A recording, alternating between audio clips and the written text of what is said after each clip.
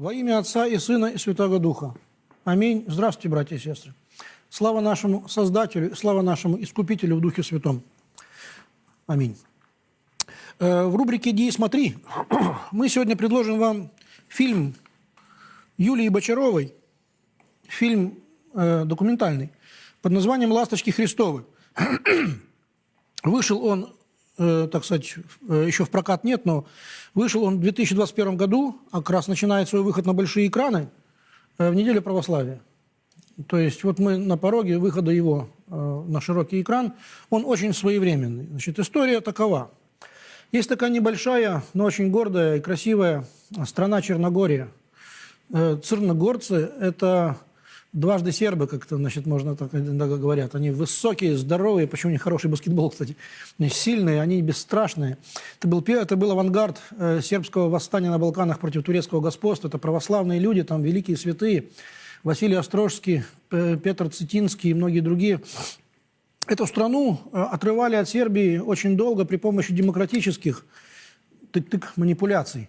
Современная демократия, она в американской подаче, это великая ложь, это сатанинская ложь, когда народ весь хочет одного, а при помощи манипуляций ставится тонкая прослойка других, купленных и проданных, которые делают свое по команде извне, а весь народ находится под этой тонкой пленкой продажной номенклатуры, как бы, и вот тебе демократия. И брехливые журналисты забивают людям баки, значит, мозги и уши лживой пропаганды, тенденциозной. Вот это такая же демократия такая, по-американски. И так было в Черногории. Черногорию хотели оторвать от Сербии. Была такая, значит, лозунг такой, как у нас «Украина не Россия», кучмовская книжонка. Так у них была Черногория не Сербия, значит, а Черногория Сербия. И вот в календарном конце 2019 года 27 декабря вот эта компрадорская верхушка черногорская издала закон об изъятии церковной ценности у сербской православной церкви в Черногории.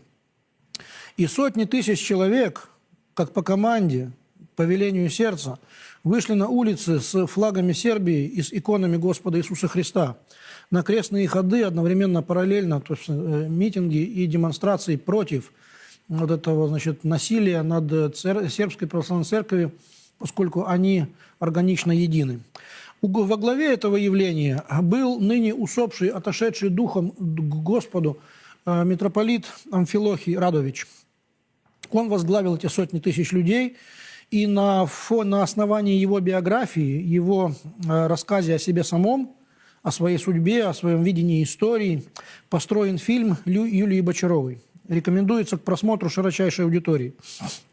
За свою жизнь блаженной памяти владыка Амфилохий обновил и построил 700 храмов Божиих. Вдумайтесь в эту цифру. Фильм этот, по сути, посвящен бессмертной силе православной веры и о том, с кем у нас война. Слава Богу, вскрылось многое. Как консервная банка вскрыта консервным ножом, так война резкими движениями вскрывает и обнажает всю гниль. Война ничего не творит, но война все проявляет. Ничего война не творит. Она просто обнажает героев и предателей. И вот митрополит Амфилохий, Царство ему небесное, а если он имеет дерзновение перед Богом, если Господь принимает его молитвенные гласы у престола своего, то он наверняка молится о нас.